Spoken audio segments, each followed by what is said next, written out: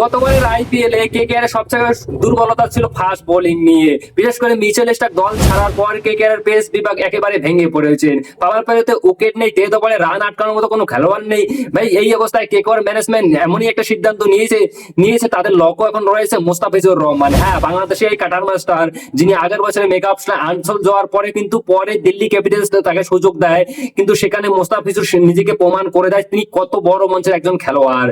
দিল্লিও নিয়মিত উইকেট নিতে থাকেন এবং বোলিং এ বিভিন্ন ভেরিয়েশন সেন্স এনেছেন। ডেথ ওভারে খুব ভালোই করেছে। এখন সমস্যাটা হলো যে দিল্লি কিন্তু তাকে আর ধরে রাখতে পারবে না। আইপিএল এর নিয়ম অনুযায়ী মুস্তাফিজুর রহমান আবারও কিন্তু মিনি অপশনে আসবে, তবে দিল্লি তাকে আর কোনোভাবেই কিনবে না। কারণ হচ্ছে যে দিল্লির কাছে অলরেডি ভালো ভালো খেলোয়াড় রয়ে গেছে, টি নটরাজন, মিচেল স্টার্কের মতো বোলার রয়েছে।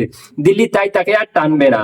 এখানে কিন্তু সুযোগ রয়েছে কেকেআর এর। বিভিন্ন নিউজ মার্কেট কিন্তু খবর পাওয়া যাচ্ছে যে মুস্তাফিজুর রহমানের সঙ্গে অলরেডি কেকেআর ম্যানেজমেন্ট যোগাযোগ করতেছে।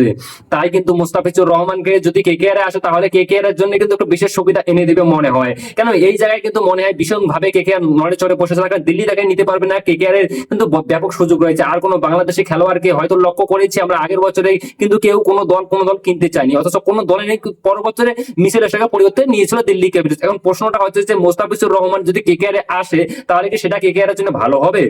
আচ্ছা, তোমার মতে কি মনে হয় কমেন্ট করে অবশ্যই বলবে। আর কেকেআর এই মুহূর্তে একটা ফাস্ট বোলিং অভিজ্ঞতা দরকার। অলরেডি হর্ষিত রানা রয়েছে, খুব অভিজ্ঞতা খুব একটা বেশি নেই হর্ষিত রানায়, খুব একটা ভালো খেলোয়াড়। তাই মুস্তাফিজুর রহমান যদি আসে কেকেআর এ তাহলে বেশ একটা অপশন হবে, কম দামে, ভালো বাজেট, ভালো প্রোডাক্ট আর কি। তোমরা কমেন্ট করে অবশ্যই বলবেন। এবার একটা টার্গেট করতেছে মোহাম্মদ শামির দিকে, তার কারণ আমরা দেখেছি যে সানরাইজার্স হায়দ্রাবাদ কিন্তু আগেরবার মোহাম্মদ শামিকে লাস্ট কয়েকটা ম্যাচে বসিয়ে রেখেছিল, পারফরমেন্সটা বেশি একটা ভালো গিয়েছিল না। তো দেখা যাক যে মোহাম্মদ শামি টার্গেট করতেছে অলরেডি কেকেআর, কম দামি ভালো খেলোয়াড়। তো দেখা যাক শেষমেশ মোহাম্মদ শামি কোথায় যায়।